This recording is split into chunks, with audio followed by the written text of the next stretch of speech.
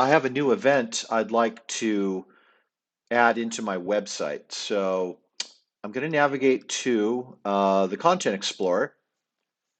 Under Activities, Trips, and Classes, I'm going to open Events, and using the plus add icon, I'll click that, and I have a new activity detail. I'm going to start at the Description tab, and here I'm going to paste in all of my relevant text. You can see it's this interesting font face, probably not going to render well on web, not too easy to read. Let's unformat it. I like to do that with any text that I'm pasting in from a third-party source. I'll use the Remove Format tool, and there we go. That's good for now. I'm just going to go and grab my title and return to the Details tab. There's my title.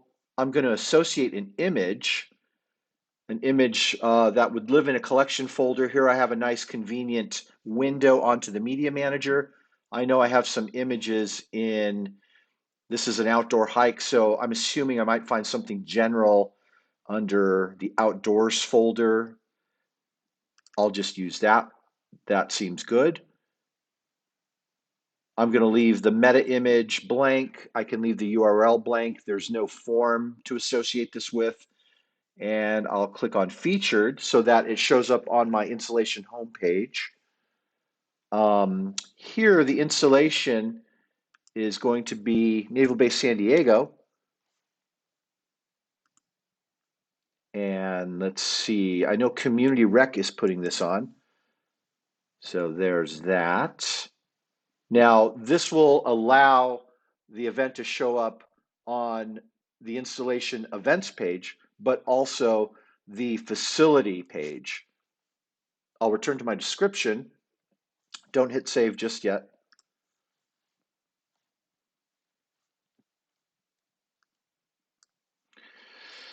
And I'll format my text. I don't need my title here, but I do need these details, the location. And let's clean up some of the space here. Looks like we're going to have some hypertext to link up. Here's my URL for my hypertext link. I only need this part of the URL. I do not need the security protocol, only this part. And I'm going to highlight my text for hyperlink, and using my link tool, I will paste my URL in there. And here you can see my security protocol is already baked in, don't need to do anything there.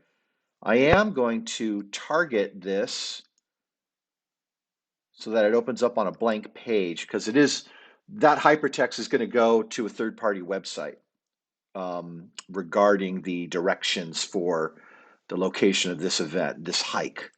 I'll hit OK there. Don't hit save yet.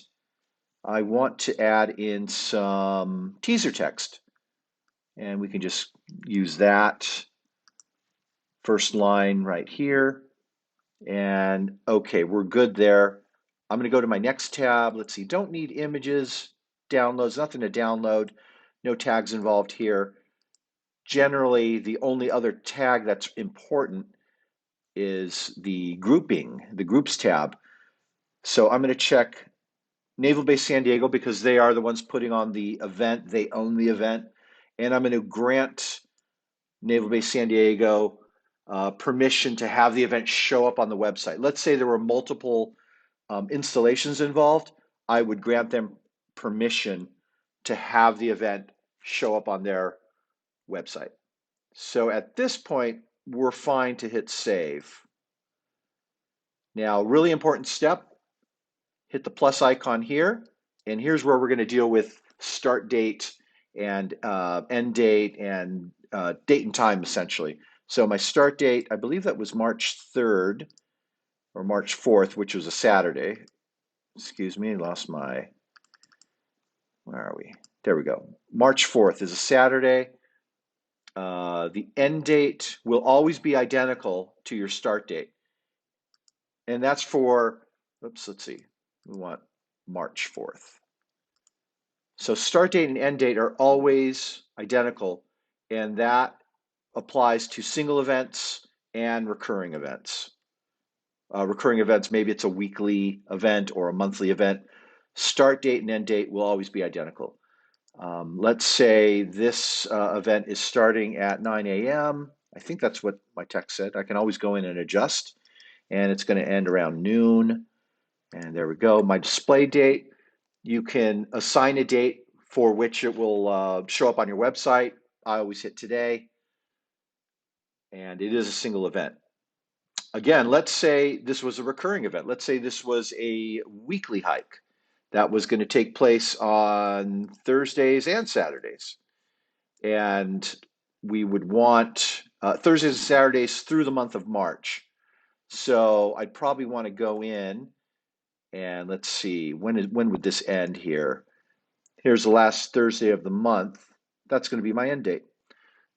So again, start end dates are identical to the start date, March 4th, but the recurrence end date, because this is a recurring event on Thursdays and Saturdays for the month of March, is going to end on the 30th of March. And we want it to display one event at a time, probably exclude holidays if there happens to be a holiday that falls on any of the given dates.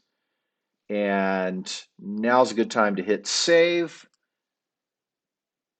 and you're done.